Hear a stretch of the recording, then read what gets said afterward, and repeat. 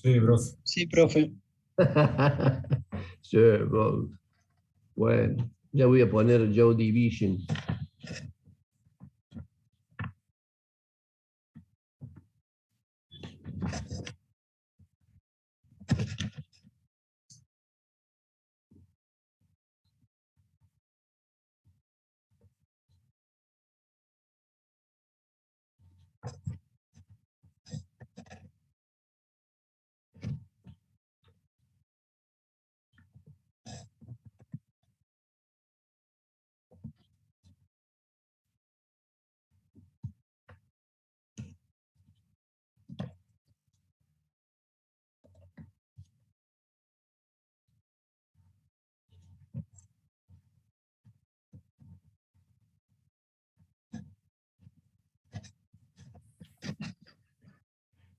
Que me lleves con pila.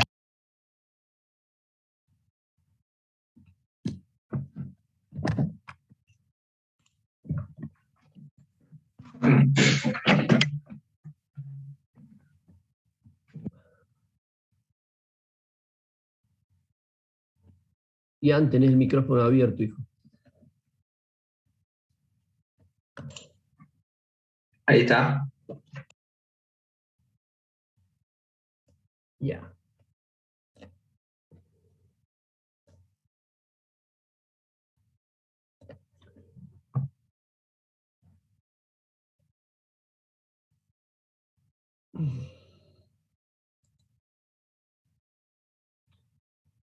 Sí, Tomás, todavía no hemos empezado, ahí estamos empezando.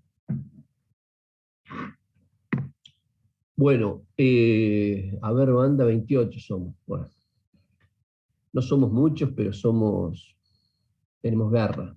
Bueno, bienvenidos y bienvenidas a este segundo cuatrimestre. La verdad que yo no sé cuánto han podido descansar y disfrutar, también rendir eh, en estas vacaciones, pero espero que hayan sido edificantes y que les haya ayudado a confirmar vocaciones, hasta a ponerse bien, a reponer fuerzas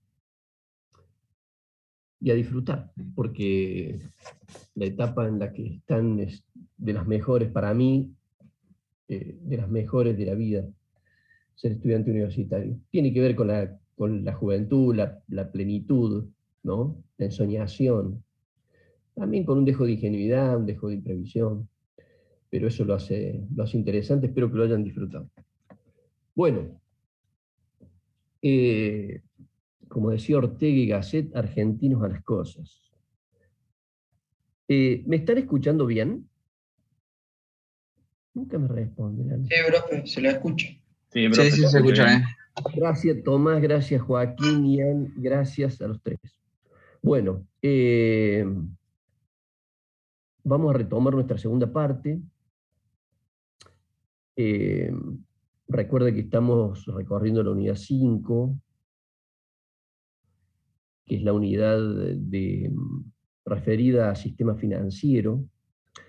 Después le vamos a dedicar una parte a los trabajos prácticos. No he colgado las notas, pero los he leído y les he devuelto a algunos. Después, cuando se hizo repetitivo el tema de las dificultades y los problemas en los prácticos, los vamos a revisar juntos.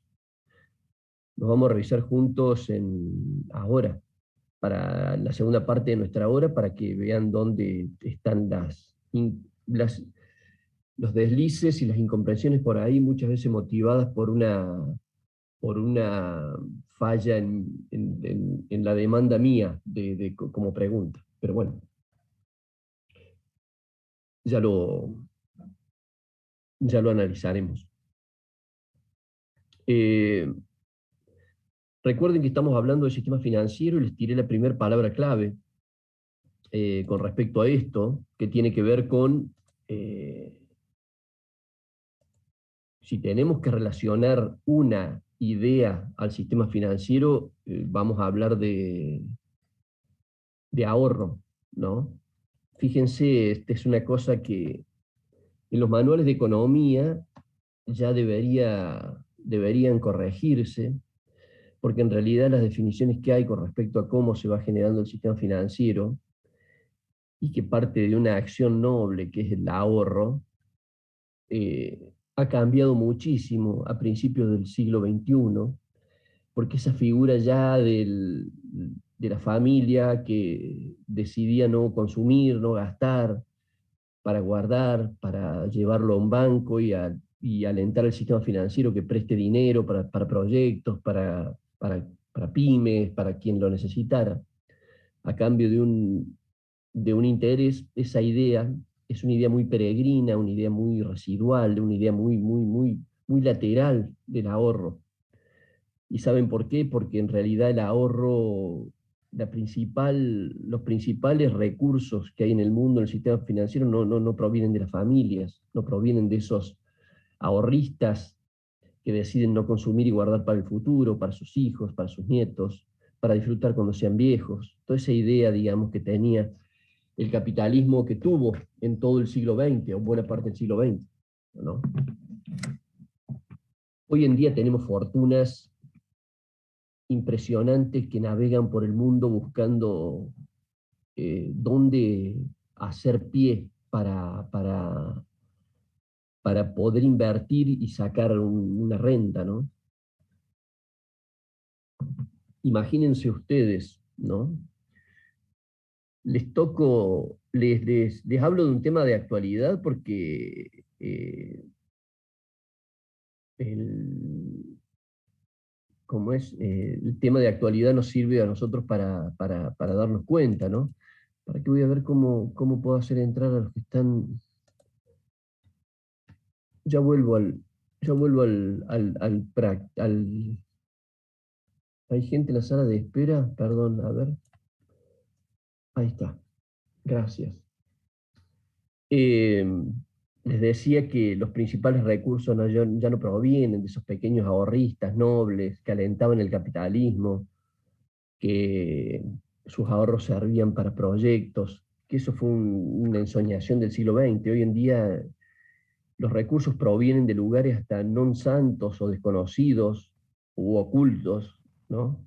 En general, hay un 1% de la población mundial que tiene, a partir de herencias, de acumulación, un poder muy importante desde el punto de vista financiero. Y las familias en general, hay muy pocos países donde la idea del ahorro, esa idea del ahorro que teníamos en el siglo XX, se sigue manteniendo incólume. Por eso les decía, para tirarles un tema de actualidad. Si toman un tema de actualidad ustedes, fíjense que ayer el Barcelona dijo que no iba a contar en sus filas, en el plantel, a Lionel Messi, y lo que argumentó es una razón por la cual la Liga Española, y por supuesto la UEFA, no les deja invertir más dinero de los que ingresan, y se han reducido mucho los ingresos en esos grandes clubes. El Barcelona es un club que es de los socios, son como los clubes nuestros. El Real Madrid y el Barcelona son los únicos dos clubes, los otros son sociedades anónimas, donde hay inversionistas. Vieron ustedes que cuando vemos los clubes nosotros de la Liga, de la Premier League, por ejemplo, qué sé yo, el Manchester City tiene dueños, en general son grandes grupos financieros de Arabia, de cercano Oriente, ¿no? Entonces, imagínense que ese dinero que podría haber ido para cosas nobles, para que la gente tuviera créditos baratos, para que consumiera, para que la gente pudiera acceder a bienes, está destinado para estos tremendos negocios, ¿no? Y fíjense que un fondo financiero de estos, que le propuso a la Liga un acuerdo por 40 años, 45 años, es un fideicomiso, un fondo. Entonces, por eso el Barcelona dice, no puedo comprometer a mi club durante medio siglo por tener el jugador, porque eso implicaba que ellos le dijeron, mira, tenés el dinero para pagarle a Messi, pero firma este contrato que tenemos 50 años para transmisión televisiva con este grupo, y para que puedan llevarse adelante, para que se den ustedes idea digamos, para que abandonemos, si bien yo voy a intervenir de a poco en los apuntes para ir mejorando esta idea de decir de dónde parte el ahorro hoy. Esto decían, lo que yo comparto con ustedes en los apuntes son los libros clásicos, ¿no? Y en realidad hoy pasa absolutamente por otro sitio, ¿no? Las grandes, fíjense ustedes lo que ocurre en el campo, los fideicomisos ojeros de ahorristas, de millonarios y de millonarias de todo el mundo que ponen dinero donde hay una renta, en este caso commodities, de materias primas. Entonces aparece un dinero para alquilar el campo, para comprar máquinas, para semillas, para fertilizantes, y te da un negocio de renta que desalojó un montón de productores nuestros, de chacareros, por supuesto, de peones, se perdieron un montón de empleos, ya no existe más el peón rural, entonces gente ha migrado a los grandes centros urbanos. Como ven, en este caso, esta idea, vuelvo a insistir en esto, esta idea noble del ahorrista, que era quien de algún modo guardaba para el futuro, y al guardarlo lo llevaba a una entidad financiera, esa entidad financiera le daba un interés, y entonces salía a prestarlo, la entidad financiera, para ver quién lo necesitara, para generar más actividad, que sea la cosa noble del capitalismo que se perdió hace mucho tiempo. Hoy en día son fideicomisos absolutamente para todo, es una palabra que encubre en general estas grandes fortunas de dinero que vienen de paraísos, dinero habidos del narcotráfico, de la corrupción, del contrabando, dinero que no se puede declarar, dinero que se tiene que blanquear, transparentar de algún modo y buscar alguna actividad lícita en la economía, se busca en ese sentido. De todos modos, esto yo se lo planteo como un elemento de reflexión, que quizás haya aquí en este aula alguien que como grupo de promoción les interesa investigar como trabajo final, pero eso ya lo veremos.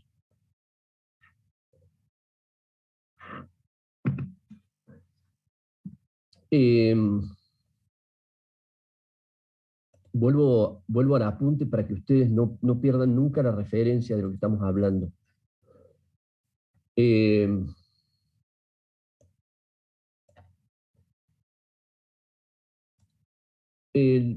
Esto es donde más o menos estábamos al principio, donde hay un relato en general de cómo fue que empezó a generarse un elemento de intermediación. Imagínense que pasamos por miles de años de consumo de lo que producíamos y consumirlo hasta que hubo determinado nivel de producción que hizo que hubiera excedentes, y esos excedentes se empezaron a crear lugares comunes, mercados. Y a su vez, digamos, cuando adquirió se empezó a dificultar el tema del trueque y ese tipo de cosas, se empezaron a generar metales nobles, difíciles de conseguir como parte de un intercambio, ¿no? Acá van a tener algunas cosas para leer, fundamentalmente cómo se generó esto, cómo presiona el sistema financiero internacional, ¿no? Todas estas son organizaciones que nacieron después de la Segunda Guerra Mundial. La Segunda Guerra Mundial fue un llamado de atención muy grande en el mundo, ¿no? Entonces a partir de eso se generaron una cantidad de instancias que de algún modo a través del crédito también controlan a países. Por eso países que tienen que acudir a instancias financieras internacionales, se les pone muy difícil porque esas instancias financieras son las que imponen normas y por lo tanto te hacen abandonar planes propios en los países, ¿no? Entonces, cuando un país se endeuda, como es el caso del nuestro, que todavía no hemos podido poder haber llegado a un acuerdo con el Fondo Monetario y por lo tanto con el Club de París, imagínense usted que tendríamos vencimiento este año por 8 o 9 mil millones de dólares. Es imposible que cualquier país pueda salir adelante, ¿no? Al margen de los gobiernos que se endeudan, ¿no? Endeudarse sin debatirlo en el Congreso, sin decir para qué nos vamos a endeudar, para qué vamos a pedir semejante crédito que en realidad nos va a arrodillar. Bueno, esa es la situación en la que estamos hoy. Por eso, en general, para que vean ustedes y abandonemos esta idea, digamos, naif que tenemos de la economía como actores que se mueven y que, bueno, cada quien... Por supuesto que un país es libre también de no pedir préstamos, Lo que pasa es que también siempre hemos tenido una idea que los créditos eran para promover desarrollo, digamos, y en esto volvemos al principio.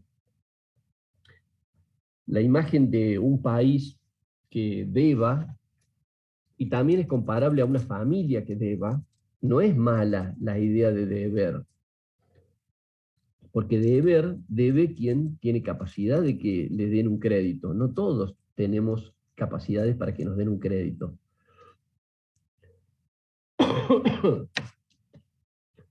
No todos somos dables de capturar un recurso. Para ello hay que tener cierta capacidad de demostrar capacidad para devolverlo, ¿no? Por eso ser deudor no es una mala condición. Lo que es mala condición es no ser deudor porque nadie nos presta plata, porque no podemos honrarla. Ser deudor es, piénsense ustedes como parte de una pyme, como gente que decide ir a financiarse de algún modo. Ser dable, de fondearse, que alguien les preste dinero, es una aptitud de una familia, de una empresa. El tema es para qué se pide dinero, ¿no? El tema para qué uno está buscando recursos, para qué cosa. Porque si nosotros vamos a mejorar la infraestructura, probablemente esa infraestructura nos genere mayores inversiones, y esas inversiones mayor actividad económica, por lo tanto más recursos fiscales para honrar esa deuda. Eso sería una economía virtuosa. El problema es cuando en 2 años generamos una deuda de casi 50.000 millones de dólares y no sabemos dónde se fue. Sabemos dónde se fue, ¿no? Se fue en esto, que le estaba hablando al principio yo. Una maquinita, un capital especulativo que aparece para auxiliar a una economía que quiere sostener un dólar, por lo tanto ofrece durante los últimos 2 años del gobierno de Mauricio Macri se mantuvieron tasas de interés en torno al 70%. Imagínense la cantidad de capitales de todo el mundo que venían acá con dólares, se posicionaban en pesos, se les pagaba una tasa de interés, esa tasa de interés, después se hacían en dólares y se iban. Imagínense ustedes que nosotros tuvimos una semejante cantidad de dinero para sostener esa bicicleta financiera, ¿no? Y aparte los acuerdos que se habían hecho eran casi pagado en 4 cuotas iguales anuales. Entonces, para que vean ustedes cómo muchas veces la financiación, el financiamiento está relacionado con esta idea de intervenir en los países. Ya no hace falta ejército, simplemente hace falta economistas y contadores que empiecen a ver los números. Entonces, probablemente cuando Argentina o cualquier país pierde la autonomía, lo que ocurre es decir que quien es nuestro acreedor nos empiece a ver los números, diga, bueno, a ver, ¿en qué están gastando ustedes? Y teníamos pensado abrir 2 universidades públicas más. Bueno, eso no. ¿Y qué más? Y queríamos ver de desarrollar esto en ciencia. No, eso lo deja adelante. Por ahora debemos priorizar ciertas y determinadas cuestiones. Yo siempre lo planteo, la comparación no es correcta en el sentido de comparar familias con economías, macroeconomías, con países. Pero imagínense ustedes que si nosotros fuéramos integrantes de una familia y entonces en determinado momento el padre de familia tiene algún problema, perdió las horas extras, los superó, y por lo tanto esa familia se resiente en sus ingresos.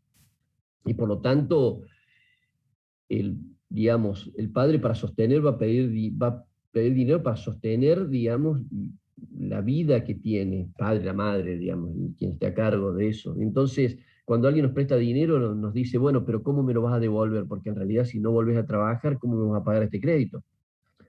Yo te presto si es que uno de tus hijos, en vez de estudiar, se consigue un empleo y ayuda a poder pagar este crédito, si no te lo voy a poder pagar, no te lo voy a poder dar. Entonces, en el mundo, en general, cuando uno se transforma en un deudor, en este caso Argentina, consuetudinario, lo que hace es perder potestad de decidir después la economía qué es lo que va a hacer. ¿Se entiende? Por eso los grandes organismos internacionales vienen a ver qué es lo que ocurre. Entonces, voy a decir, a ver, ahora se van a jubilar las mujeres que no aportaron, pero estuvieron haciendo trabajos en la casa, bla, bla, bla, bla, y si te lo ve un organismo internacional que te prestó 50.000 millones de dólares, te va a decir que no. Te va a decir que no podés hacer eso. Y va a ser una situación igual que en Chile, que en cualquier otro lugar donde la gente que no aportó no se jubila. Y los que no aportaron 30 años no se jubilan. Si aportaste 10, no te jubilas.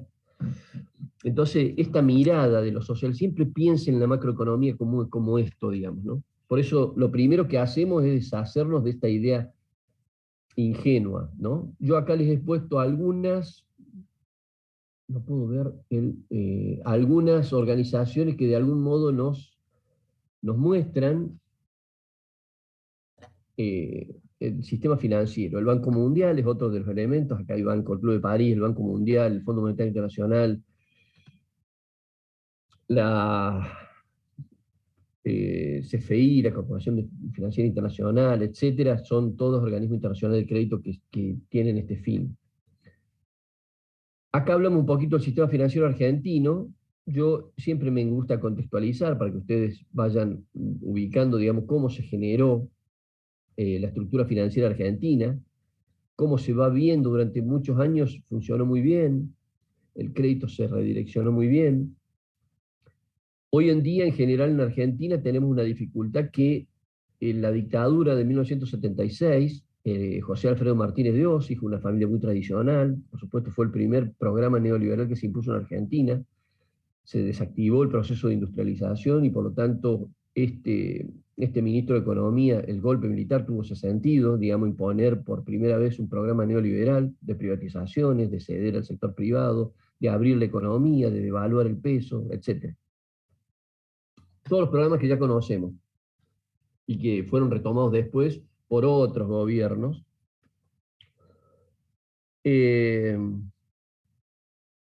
Entonces, esos son los... Ahí comenzó a haber porque José Alfredo Martínez de Oz generó una ley que se llama la Ley de Entidades Financieras, que eso no ha cambiado hasta el día de hoy. Siempre se habla de cambiar por una ley del usuario del crédito, una ley del crédito con una mirada más social, parado más en quien pide, no en quien da. Esta es una ley, por supuesto, donde hay mucha protección al sistema financiero internacional. Esta es la idea. ¿Y la protección cuál es? Y que el sistema financiero no corre riesgos, no presta. Si ustedes agarran una cartera de crédito de un banco, se van a dar cuenta que los créditos que se prestan son para consumo, para tarjeta, con intereses que son leoninos. Pero si le agarran a bancos, inclusive el Banco de Córdoba, bancos públicos, a ver cuánto de su cartera de créditos está en créditos a mediano plazo y largo plazo para vivienda, para ampliación, para construcción de vivienda, digamos, es residual la cartera. Casi todo está puesto en financiar consumo, que es un crédito a corto plazo, generalmente le prestan a agentes públicos que tienen un salario y por lo tanto tienen poder ellos para, para poder actuar legalmente si es que se dejara de honrar la deuda, ¿no? Acá hay algunos elementos que tiene en cuenta el Ministerio de Economía para ir viendo qué hace la gente con el dinero. Por eso el ministro de Economía va analizando, por ejemplo, a la evolución del crédito en la economía, la cantidad de dinero y la oferta monetaria de la economía. No solamente está compuesta por billetes y monedas que están circulando, existe una cantidad también cada vez más importante de medios de pagos alternativos que tienen que ver con tarjetas de crédito. Entonces, digamos, por ejemplo, el Banco Central permanentemente todos los días, a esta altura, cuando cerraron los bancos, terminó haciendo el clearing, hay una planilla donde se sabe, donde se analiza qué está haciendo la gente con el dinero. Y a partir de eso, tomar decisiones. Dejo de compartir un ratito para compartir quiero ver si podemos...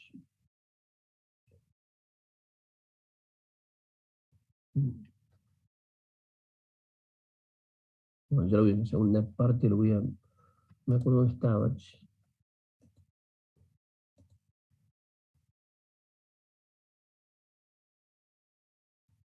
Bueno, ya voy a compartir con ustedes, quería compartir un texto hoy del diario, déjenme pispear, del diario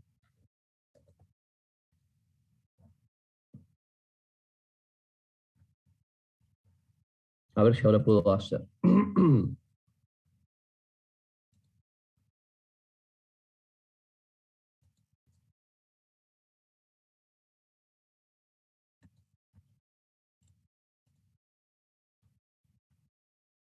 ¿Están viendo ahí? ¿Lo pueden ver? Sí, profe. Sí, profe, se ve. Gracias, gracias, muchas gracias. Este es el diario Ámbito Financiero de hoy, ¿ves?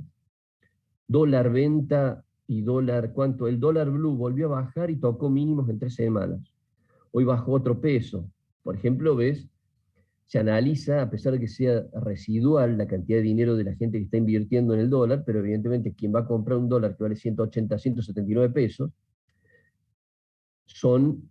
implica también una tendencia. Por supuesto que es muy baja la cantidad de gente que va a comprar dólares, y muchos lo hacen por una necesidad, porque van a viajar o cosas por el estilo. Porque en realidad, si yo tengo una pyme, yo si tengo que comprar una máquina o comprar insumos, el Banco Central me va a vender dólares a 100 pesos. ¿Se entiende? Entonces, vean ustedes, les quiero compartir con ustedes 2 o 3 noticias para que ustedes no... Acá está. 3 noticias al toque, así, antes que cortemos. Dice, dólar futuro. El Banco Central de la República Argentina cerró julio en 0 y mantiene todo su poder de fuego. ¿Qué quiere decir este título? Quiere decir que el Banco Central cerró julio en 0, quiere decir que vendió divisas y compró divisas y mantuvo sus reservas. En los últimos meses estuvo juntando dólares, porque había muchos dólares de la cosecha. Cuando viene el dólar de la cosecha, el Banco Central los compra, y por lo tanto ese dinero va a ser parte de las reservas, cuando cobran las retenciones, ¿cierto? Entonces, mantiene su poder de fuego, quiere decir que mantiene una cantidad de dólares, un superávit que está en torno a los 6, 7 mil millones de dólares, en caso de que haya un movimiento en estas elecciones hacia el dólar y gente que vaya a comprar dólares, aun cuando valgan 180. Mientras haya esta cantidad de gente que va a comprar dólares, los volúmenes negociados son muy pequeños, no hay problema porque el Banco Central tiene capacidad de hacerle frente. Pero en algún momento, durante este mismo gobierno, peligró porque tenía 2.000 millones de los 7.000 que tiene ahora. Fíjense, ¿no? Les tiro una noticia para que ustedes podamos...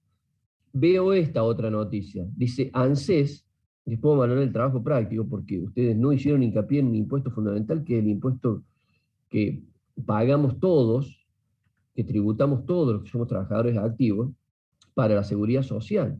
Esto, ANSES quiere decir Administración Nacional de la Seguridad Social. ¿Y qué hacen? Todos los activos, ponemos el 11% de nuestro salario y el patrón nos pone una parte para que eso va al ANSES y el ANSES paga las jubilaciones. Un tributo muy importante. Quienes no lo pagan, los que están en la economía informal. ANSES, para dinamizar el crédito que no están dando los bancos, dice, ofrece créditos de hasta 200.000 pesos solo con QUIL, que ya no es lo mismo que con QUIC. Con un QUIL, cualquier persona, un monotributista puede tenerlo. ¿Quiénes pueden acceder y cómo solicitarlo? Clic. Los beneficiarios de la pensión no contributivas y jubilaciones son algunas de las personas a las que están dirigidos estos préstamos, que pueden llegar a 200.000 pesos. Bien. Después leen la noticia si quieren o cosas por el estilo. Pero ¿cuál es la idea del gobierno? Evidentemente, fíjense cómo es lo financiero. Es ir a una base, a un fondo que está en el ANSES, para prestarle dinero a personas que les cuesta acceder al crédito. Y a partir de ahí, ¿qué cosa? Seguramente las personas que van a pedir un crédito y que tienen imagínense que tienen una pensión no contributiva, son personas que lo van a sacar para consumo, para mejorar su casa, para pintar, para comprarse una moto, etcétera. Por lo tanto, son créditos directamente para dinamizar la economía. Estas son áreas que históricamente, bueno, la ANSES tiene un fondo muy importante y entonces trata que ese fondo sirva para hacer la economía, ¿no? ¿Se dan cuenta? Vamos a la última noticia, esta. Dice la Fed es la Reserva Federal de los Estados Unidos, es como si fuera el Banco Central de los Estados Unidos. Respaldó la suba de tasas de interés para 2023. ¿Qué reacción se espera en los mercados? Veamos esto. El Banco Central de Estados Unidos, la Fed, respaldó la suba de tasas para 2023. ¿Qué quiere decir que suben las tasas? Que el dinero va a ser más caro. Que en realidad, yo, si soy ahorrista, me van a dar un interés más alto si yo llevo dinero. Y si yo pido, me van a cobrar un interés más alto. Entonces, digamos, a partir de eso, ¿qué es lo que ocurre? La economía es para enfriar un poco la economía, para bajar un poco el nivel de actividad económica, porque temen a la inflación. En Estados Unidos funciona muy linealmente esto. Si yo ofrezco una tasa de interés más alta, lo que estoy haciendo es un llamador para los ahorristas, para quienes ahorran, para que pongan dinero porque hay un buen rendimiento, porque mejor la tasa, y para quienes piden dinero, se les hace, tenés que tener un buen plan de negocio para poder pagar si la tasa de interés aumenta. ¿Se entiende esto? ¿Qué es lo que va a ocurrir? Y que en general la actividad económica se va a ralentizar. Y lo que busca Estados Unidos básicamente es sacarlo al dólar de este momento de moneda barata que tiene en el mundo, porque evidentemente para poder sortear la pandemia, lo que hizo es imprimir dólares a troche y moche. Entonces todos esos dólares están circulando, esos dólares que fueron todos de subsidio para empresas y para personas, se meten en actividad económica, por lo tanto aumenta el consumo, por lo tanto se recalienta la economía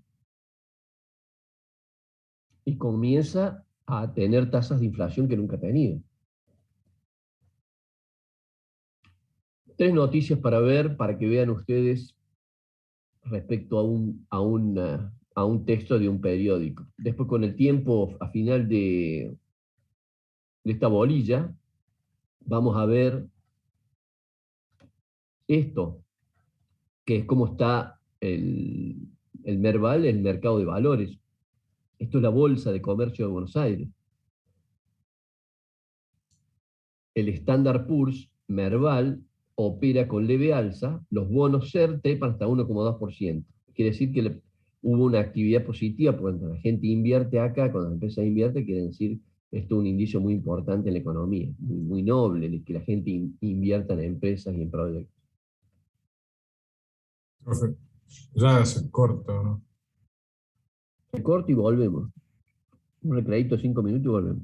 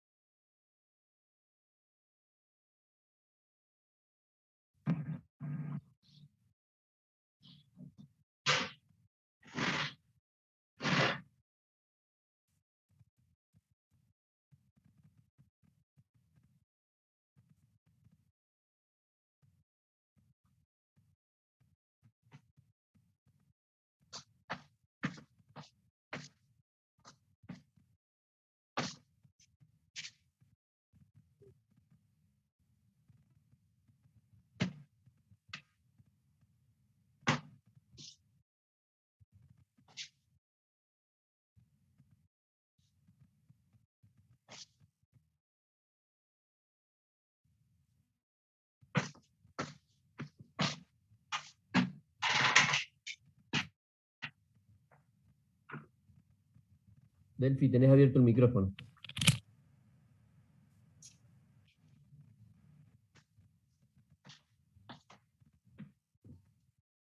Bueno, estamos de vuelta.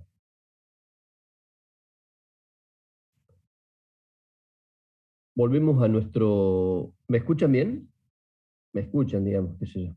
Sí, profe. Sí, se escucha. Se escucha.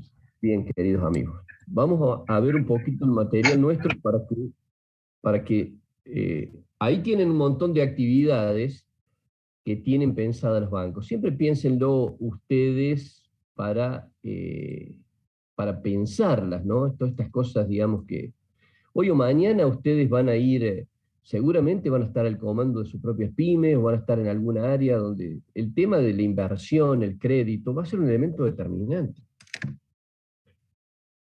La suerte o no de las empresas, de los proyectos, tienen mucho que ver con la posibilidad de que haya un crédito, que sea un crédito, digamos, honrable, que sea pagable, ¿no? Entonces, por eso es importante que el sistema financiero esté bien asistido y haya reglas claras. Digamos, hoy hay mucho dinero, los bancos tienen mucho dinero.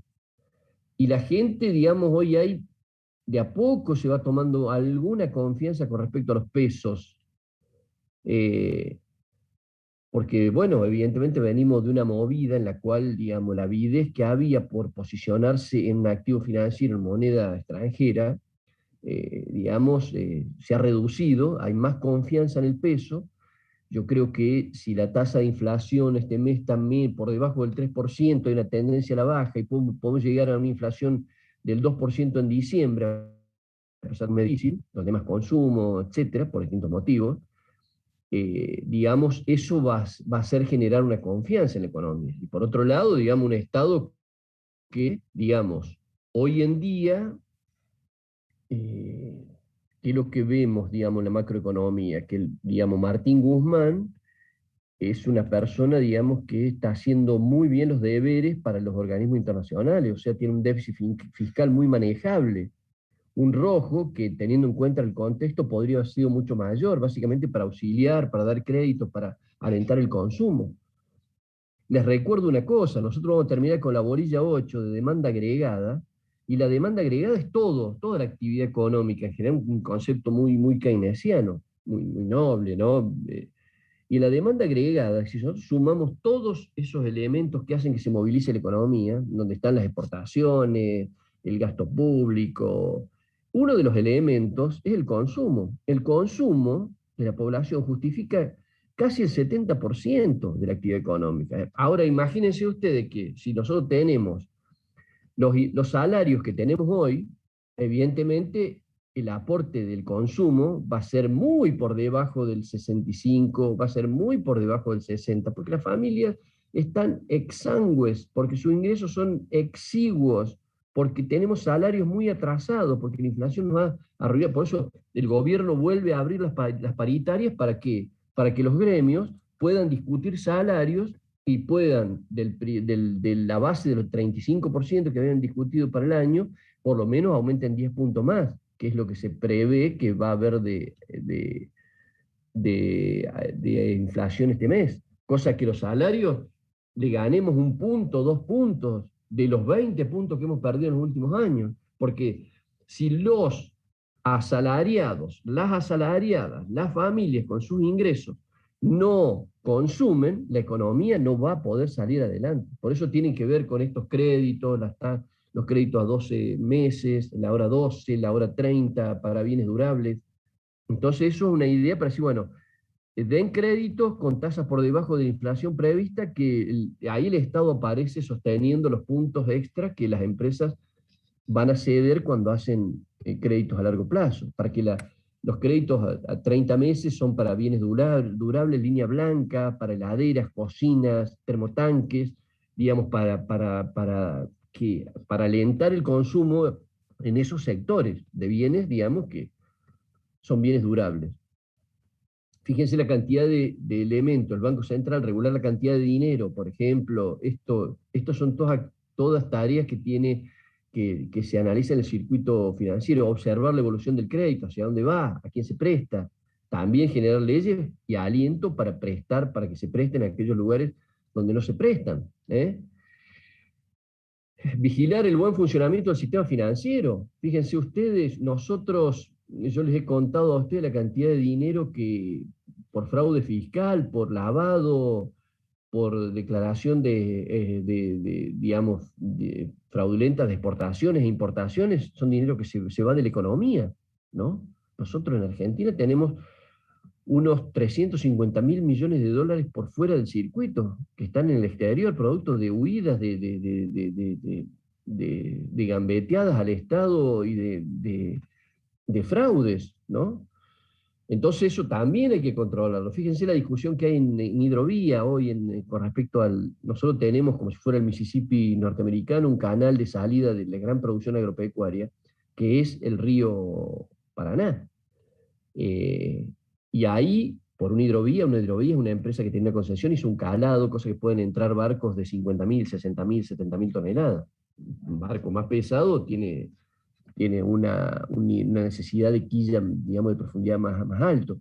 Entonces esa empresa, en general, cobra peaje y cosas por el estilo. El tema es que una empresa que no controla mal, porque evidentemente hay mucho fraude con respecto a la exportación de granos, o granos que van a Paraguay y salen como exportados de Paraguay, para evadir fiscalmente. Entonces, por eso es importante, digamos, también el control de todo esto, porque si de una economía nosotros tenemos un sangrado donde estamos perdiendo medio litro de sangre por día, el cuerpo no alcanza a recuperarla, porque evidentemente todo lo que hagamos para recuperarla se nos va a ir por esa herida.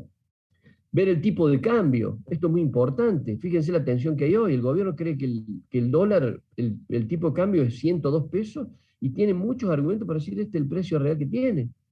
Mientras hay gente que, digamos, que empresas y ahorristas y, por supuesto, fondos financieros que, digamos, están apostando en contra del peso para que se devalúe, por eso compran dólares a 180 pesos, ¿no?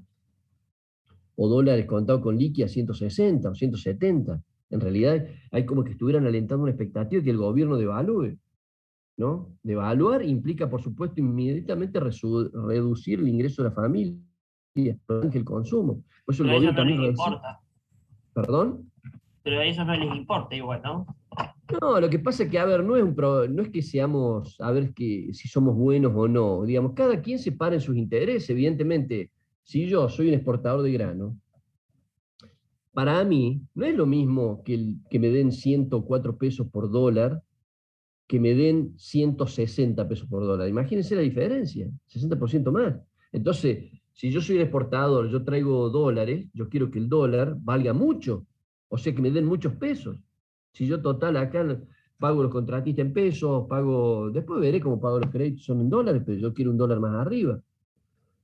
¿Se dan cuenta? Entonces, en eso hay una tensión. Imagínense ustedes, si yo tengo un crédito, yo quiero que no se mueva el dólar, porque evidentemente también va a influir en mi crédito, en la tasa de interés, se va a reducir el ingreso de la familia. Las empresas, digamos, cuando compran insumos, van a tener que poner, para comprar insumos extranjeros, para promover el desarrollo que nos va a hacer falta, no es lo mismo pagar un insumo a 104 pesos que pagarlo a 160 pesos. Imagínense que yo tengo que hacer el 60% más de ahorro para poder comprar un insumo extranjero. ¿Eso qué hace? Inmediatamente. Lo que hace es ralentizar el desarrollo. Entonces, todas esas cosas es una tensión. Por eso, mientras ustedes ven un título decir, hay tensión por el dólar, digamos, el periodismo da cuenta de eso, aún el periodismo especializado, y responde a intereses concretos. Pero no dicen, hay tensión porque sectores, digamos, portadores quieren que el dólar se vaya a 150 para que a usted le vaya mal. ¿Se dan cuenta? Que eso no está detrás de la noticia. Por eso, digamos, la importancia es conocer la lógica de la economía para que sepamos que hay cosas que son nocivas, que son malas. Y por lo tanto nosotros no debemos tratar de que esas cosas no ocurran. Bueno, acá está la estructura de la cuestión financiera, que esto es lo que voy a cambiar en los próximos materiales. Básicamente, saliendo esta idea peregrina del ahorro, las familias ahorran y eso.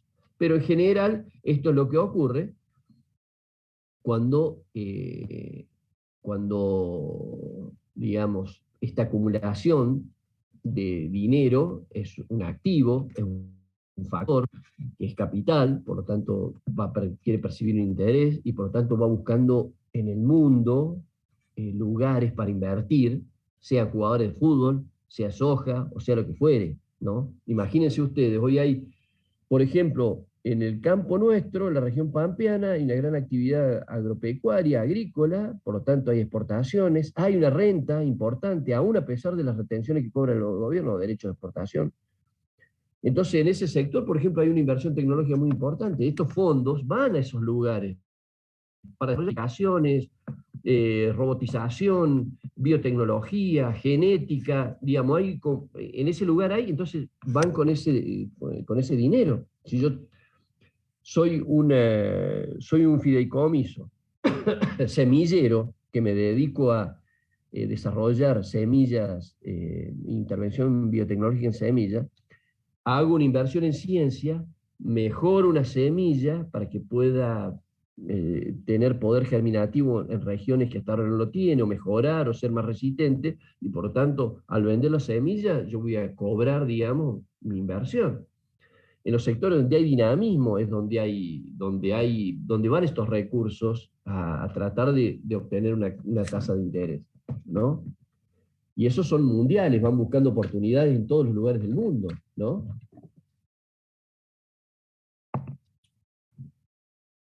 Bien, esto para que lean ustedes, la conducta del ahorrista depende de dos cuestiones centrales: el nivel de ingresos, por eso la gente hoy tiene poca capacidad de ahorro, porque en realidad todo el salario, los ingresos de la familia es tan pobre que en general se consume el 100%. Inclusive hay familias que están muy endeudadas con tarjetas a un interés altísimo. ¿Por qué? Porque evidentemente no es fácil dejar de consumir a un nivel que una familia traía. Entonces las familias se endeudan, ¿no vieron? Pagan el mínimo, hagan un simple ejemplo, si pague el mínimo y le quedan tantas cuotas, saquen la cuenta cuánto es el interés. Entonces la familia dice, uy, ¿cuánto debo la tarjeta? 40.000 pesos, pero me ofrecen pagar 12.000 acá.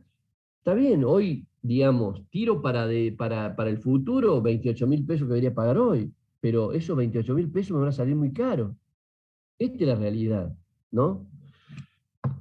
Entonces también el endeudamiento de la familia es muy importante. ¿Endeudamiento para qué? Pues la familia está bien que se endeuden, pero una cosa es para comprar una casa, para cambiar un auto, para ampliar una casa. Pero una cosa es endeudarse para poder pagar la carnicería.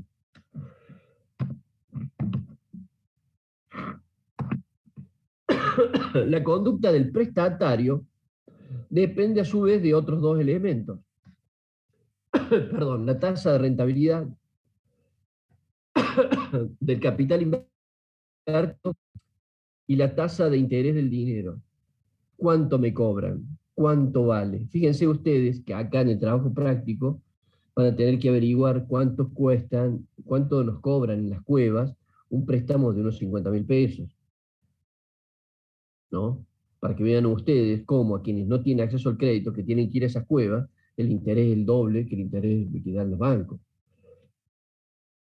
Y eso también el Banco Central lo sabe, porque esas cuevas son parte informal o medianamente formal a un interés excesivo de los mismos bancos.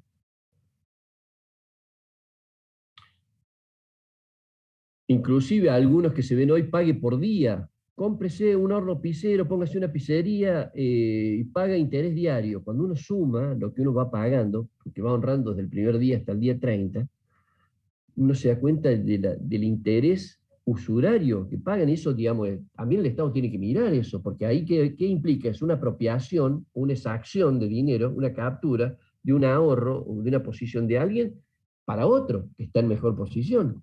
¿Se dan cuenta? Por eso también tiene que haber leyes protectivas de aquellos que están más indefensos, más indefensos. Bien, acá vemos los activos financieros. Recuerden ustedes que nosotros estuvimos viendo en la unidad número 1, en la bolilla 1, el tema, o la bolilla 2, cuando hicimos el ejercicio del Bitcoin, un activo financiero novedoso que el Bitcoin, pero acá hay otros que son clásicos. El dinero es el primero de ellos. El dinero es el activo financiero número 1. Y generalmente lo que se refiere con dinero constante y sonante. Pero hoy yo puedo tener, yo puedo tener, ahora viene en septiembre, comienza el siembra de la cosecha gruesa, maíz, soja, girasol, sorgo, etc. Yo puedo sembrar, pedir plata y pactar una venta de ese cereal en mayo, cuando lo coseche, ¿no? O en marzo, depende si son ciclos cortos o ciclos largos. Pero cuando lo coseche, que eso es forward, digamos, a futuro, yo puedo decir, bueno, a ver, ¿cuánto está hoy? Yo arreglo una venta de ese grano a tantos dólares, y por lo tanto me prestan hoy, y por supuesto me comprometo yo a entregar ese grano cuando yo lo coseche, ¿no? Y si vale más, bueno, digamos, yo por eso elegí un forward. Estos son los especialistas, la ingeniería en finanzas para decir cuánto puede estar el maíz, que es un elemento muy importante del mundo para energía y alimentos, en marzo o abril del año que viene, a tanto. Bueno, entonces yo salgo a comprar maíz y pago forward a futuro eso, y presto plata hoy para que la gente siembre. ¿Me están escuchando? Sí, profe. Gracias, Francisco. Bueno, acá Sí, tienen profe. ustedes. Gracias. Fíjense, cuando hablan del dinero, generalmente yo soy muy siglo XX, ustedes son, ni siquiera son centennials, ni siquiera son millennials, son centennials, entonces digamos, hoy dinero, en general en las economías desarrolladas del mundo la gente no tiene dinero, tiene una tarjeta, pero por supuesto esa tarjeta funciona con dinero en algún lugar, de crédito o de débito, o lo tengo o me lo prestan. Pero en general ya no se tienen esas unidades, digamos, ¿no? No se tiene ese dinero. Primero que decir, mira, contado cash vale tanto. Aún así, digamos, en muchísimos lugares, cuando nosotros vamos con dinero constante y sonante, vamos a conseguir el mejor precio. Sí, bueno, ¿cuánto vale esto? ¿Y cómo lo va a pagar? Mira, cash. Cash te hago el 10% de descuento. O sea, dinero ahí. Entonces, por eso es un activo muy importante, ¿no? Muy disponible. Imagínense ustedes, si ustedes tuvieran dinero posicionado en moneda extranjera, si tuvieran euros, tuvieran dólares. Entonces imagínense, el gobierno dice vale 104, yo si tengo hoy 10.000 dólares y voy a una empresa de construcción para comprar elementos para mi casa, le digo, bueno, voy a pagar en dólares, ¿cuánto me lo cotiza? Seguramente me lo voy a cotizar 140 pesos, 142, 45 pesos. ¿Se entiende? Entonces, fíjense cómo hay toda una actividad económica que está haciéndole una señal a ese dinero en una cotización por fuera de la cotización oficial. ¿Se dan cuenta? Entonces, bueno, por eso el dinero es el principal activo. Y acá les he puesto una lista de activos. Recuerden ustedes que los activos, digamos, tienen propiedades que los vamos a ver en la bolilla, pero una de las principales propiedades es la aceptación. Evidentemente el dinero tiene el nivel de aceptación más alto. Esto es así. Yo puedo decir, mira, yo tengo para pagarte un Bitcoin, y cuánto me lo cotizas. Y digamos, tiene que ser negocios de mucha cultura financiera para que haya una precisión, si no ahí el nivel de aceptación va bajando, digamos, ¿no? O lo mismo que tengo un plazo fijo, mira, tengo un plazo fijo que en diciembre vence, yo te pagaría con ese plazo fijo que voy a cobrar y bueno, te lo voy a aceptar, pero evidentemente va a tener un costo desde el punto de vista financiero. ¿Se dan cuenta? En general, digamos esto para que ustedes vean y que de la vida cotidiana comiencen a prestar atención y a hacer ejercicio, porque aparte ustedes van a tener que tomar decisiones, sean en sus propios pymes, sean en su propia o en su propio empleo, ¿se entiende? Entonces esto es muy importante, muy importante. Por eso es importante leer diarios, manejar la actividad, saber dónde están los nichos. Las vocaciones se construyen con oportunidades, no con ninguna otra cosa. Bueno, acá comenzamos a hablar de la primera parte de nuestro trabajo práctico, que nos vamos a ocupar de la semana que viene, porque quiero hablar del trabajo práctico que me entregaron ustedes. Fíjense ustedes que una de las cosas que yo les propuse a ustedes es que a nosotros tuvimos 1, 2, 3, 4, 5 signos monetarios. desde que somos país. Tuvimos el peso, MN, peso moneda nacional. Después tuvimos el peso ley. Fíjese, el primer peso duró de 1899 a 1970, 71 años duró el primero. Durante 71 años todos, el peso que había cuando yo era chico. ¿Se dan cuenta? Lo que pasa es que después la inflación comenzó a ser necesario, eran muchos ceros. Entonces se le produjo una corrección y se generó en el 70, el gobierno, digamos, de la ANUCE, una dictadura, se creó el peso ley 1888 y se le sacaron 2 ceros. Después en el 83, el último año de otra dictadura más, nace el peso argentino, este es el signo, peso A, y se le quitan ¿cuánto? 4 ceros, o sea, ya se le quitaron 6 ceros del primero. En 1985, 2 años después de la dictadura, ya estamos en democracia, Alfonsín estaba. Juan Vital Zurril, un ministro de Economía que se murió hace un mes, nace el Austral, el ministro de Economía, que yo les pasé a usted un audio de la Universidad de San Martín. Les recuerdo, para que vean que yo también tengo menor, si ven, si lo escuchan, no. Este ministro de Economía que se murió hace un mes, fue el que sacó otros 3 ceros más. Y nació por primera vez un signo monetario que no se llamaba peso, se llamaba austral. Entonces ya teníamos 3 más, son 9 ceros se le sacaron, desde el primer signo monetario. El último, en 1992, en la convertibilidad, otro gobierno neoliberal, en este caso, la ley de convertibilidad del gobierno de Menem, Domingo Felipe Cavallo, genera el signo monetario que tenemos hoy, que es el peso. Se crea el peso. ¿Cuántos ceros? Le quita otros 4 ceros. 9 más 4, 13 ceros se le sacó. Imagínense usted si nosotros tuviéramos el peso moneda nacional, cuando subimos un colectivo y pagamos el pasaje, deberíamos pagar, no tendría expresión, porque serían cuatrillones, un cuatrillón de pesos para pagar un pasaje.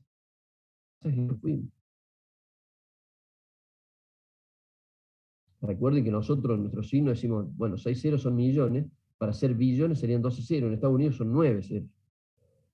Imagínense la magnitud que sería. O sea, que la inflación, el corrimiento de los precios, nos ha hecho generar 5 signos monetarios diferentes y hemos reducido 5 ceros para poder... Y fíjense, nosotros tenemos hoy la segunda moneda más estable desde el principio. Esta duró 70 años y esta va a cumplir 30. ¿Se dan cuenta? De todos modos, cuando salió esta moneda, yo iba a hacer una llamada telefónica y pagaba 20 centavos una llamada telefónica urbana. No había móviles. Y eran 20 centavos de dólar, porque el peso era igual al dólar, ¿no? Es toda una experiencia analizar cómo fue este fenómeno. Atarnos nuestra moneda a una moneda fuerte, y sin embargo el desastre que se generó a partir de eso. Por supuesto, cuando vino el 2001 hubo una crisis tremenda, una devaluación. De el 1 a 1 pasamos 4 a 1. Imagínense, 400% la devaluación. Imagínense la gente que tenía créditos en dólares. Bien, vamos a dejar acá dinero secundario y después vamos a ver cómo nosotros lo retomamos la clase que viene. Dejo de compartir pantalla. Me quiero referir en este último tramo a el trabajo práctico número 2. Chicos, chicas, chiques, ¿están ahí? Sí, se escucha. Sí, profe. Sí, profe. ¿Estarán? Sí, bueno, están, qué bueno. En el trabajo práctico número 2, la mayoría están bien, muy bien. Muchos parecen compartir respuestas, se pasan respuestas, van a un lugar, se piensa, no se piensa bien, no se compromete. Hay balanzas comerciales en euros, en libras, esterlinas. Las balanzas comerciales se miden en dólares, por lo menos hasta que tengamos una moneda internacional o una renta nacional se mide en dólares. ¿Se dan cuenta? Esta es la realidad. Muchas arenas. Hay algunas preguntas que yo creo que han generado dudas. Esto lo digo porque nosotros en los sociales ni 4, 5 y 6, y por supuesto una buena parte de lo que está acá en el práctico van a ser preguntas de parcial. Pregunta, presupuesto, bueno, es sencillo. ¿Cuánto destina el país de educación, salud y ciencia? Fíjense ustedes siempre, cuando van a votar, si los gobiernos aumentan este presupuesto. Y esto particularmente, ciencia. 10. El Estado argentino tiene recursos que provienen de distintos tributos. El profe hace esa pregunta. Dice, ¿qué participación tiene el financiamiento cada uno de estos tributos? De los distintos tributos. Y pongo IVA, ganancia y otros. La mayoría de los trabajos que han puesto IVA, ganancia y después todo el resto. No han discriminado los impuestos. IVA, ganancia son impuestos muy importantes, pero no son los más importantes. El más importante es la seguridad social. Y eso nos hace ver, por ejemplo, si la tributación crece de la seguridad social, quiere decir que hay más empleo, en blanco, formal, registrado. Entonces me han puesto dos impuestos y después los otros todos juntos. Y son el 60%, no se sabe qué hay adentro.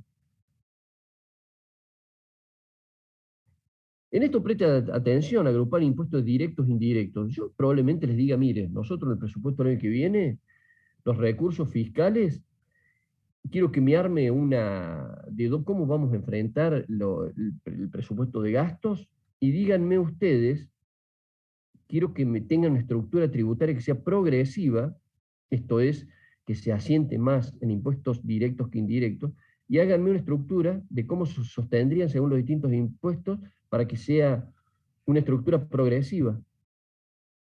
Yo los dejo ahí. Les adelanto la pregunta que les voy a hacer para que no me respondan de ocasión. Si me responden de ocasión, después van a estudiar de ocasión. Si uno no sabe cómo es la génesis del conocimiento, no puede apropiarse. Porque un razonamiento prestado es de otro o de otra. ¿Se entiende? Entonces, esta es una pregunta que yo les voy a hacer. Dicen que Argentina la presión fiscal es alta. Comparémosla con Chile, México, Estados Unidos. Les ayudo un poquitín. A esto chequeado.com es un lugar donde hay una cierta referencia porque ellos miden eso, miran. Les di el de CIPEC también, porque en Argentina dice que es la presión tributaria más alta del país. Primero, hay una presión tributaria alta, pero hay un fraude fiscal impresionante. O sea, en Alemania se cobra casi el 50% de los ingresos de las familias en impuestos, pero el fraude fiscal es absolutamente residual. En Argentina el fraude fiscal es altísimo. Argentina tiene una tasa de una presión tributaria en torno al 32-33%. Ahora, si ustedes se fijan, la mitad del trabajo es un trabajo sin registro. Por lo tanto, ahí no hay aportes. Por tanto, eso es un fraude fiscal al Estado. ¿Se dan cuenta? ¿Qué se hace mal acá? Por supuesto que acá lo que hay una presión sobre, en general, los que tributan. Y hay un fuera de control de aquellos que evaden, y un fuera de control, porque bueno, si yo salgo a controlar los kioscos, las verdulerías que tienen empleados, que son estudiantes de ingeniería, que en realidad tienen trabajo para sostenerse acá en Córdoba, y que tienen 20 años, por lo tanto no les interesa tanto hacer aporte a los 20 años, cuando faltan todavía 40 años de aporte. Entonces, si yo soy el Estado y salgo a controlar eso, probablemente el dueño del kiosco lo cierre, o se ponga a atenderlo él, o trabaje menos horas y despida a esa persona. Entonces, digamos, este es el tema de cómo nosotros vamos generando una cultura en donde para el dueño del kiosco, del almacencito o de la verdulería, sea importante blanquear a la persona que tienen ahí. Les vuelvo a insistir, quizá en la casa de muchos de ustedes, y muchas de ustedes, hay personal de casa de familia. Ustedes saben muy bien que más de la mitad del personal de casa de familia está sin blanquear, sin registrar.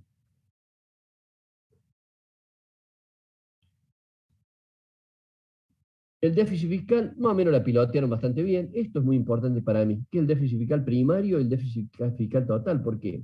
A ver, los gobiernos dicen que bueno, tenemos un punto de déficit, el déficit fiscal primario. Y el déficit fiscal total incluye el de endeudamiento.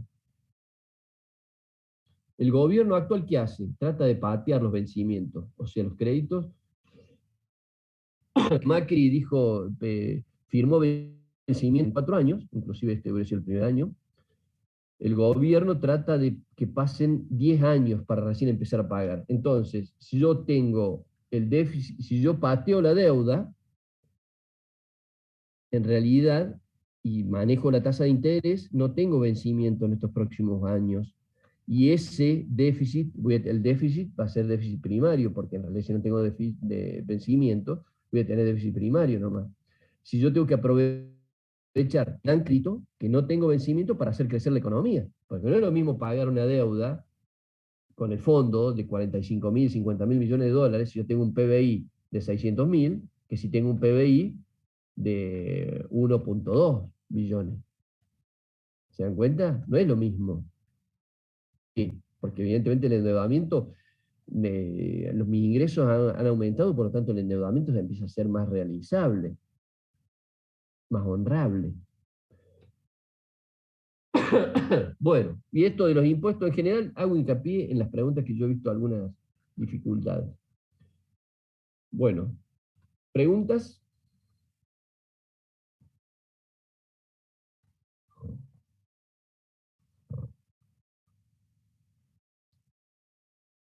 Por mi parte, ninguno.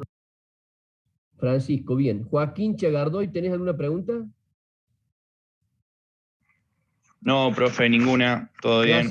Gracias, querido amigo. Martina Villalba, ¿tenés alguna pregunta? No, profe, todavía no. Bueno. Me alegra. Anita Scuti, ¿tenés preguntas? Hola, profe, no tengo. Bueno, qué bueno. No se sabe si estaban comprometidos o sin comprometer. Bueno, listo. En general, ¿tienen alguna pregunta, alguna duda? ¿Podemos aprovechar estos minutos? Profe, una consulta, ¿va a mandar devolución de cada uno como el anterior? ¿De los trabajos? Sí. No, les he mandado devolución a algunos para que corrijan cosas, estas cosas. Cuando se empezaron a dar con repetición, no, ya no les mando, pero en general digo para que esto lo hacemos nosotros para que lo revisen.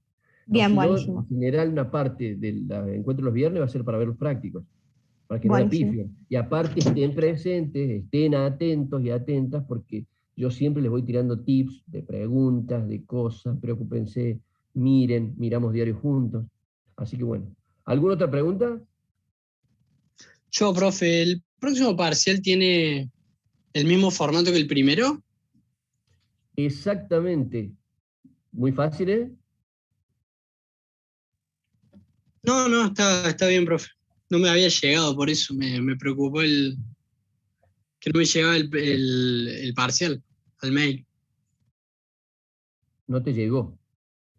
Para eso No, después me llegó cuando lo mandaste cuando lo mandó por mail, pero al principio no me había llegado. Cuando estoy en clase, yo te asisto ahí, yo te mando otro. Por eso Dale, trato profe. de mejorar las vías de comunicación. En general, Sí, eso me había... El parcial pasado me había preocupado. Válido es el correo de la facultad. El correo de la facultad tiene un problema. Entonces, bueno, por eso tenemos algunos circuitos alternativos. Ya vamos a mejorar. Probablemente hagamos un parcial en una mesa, un workshop de Google. Ya veremos. ¿Alguna otra pregunta? No, profe. Gracias. Che, gustazo, ¿eh? Nos vemos. Chao, profe. Muchas gracias. Profe, nos vemos. Que anden bien, Chao, profe, hasta luego. Adiós, buena vida, cuídense mucho.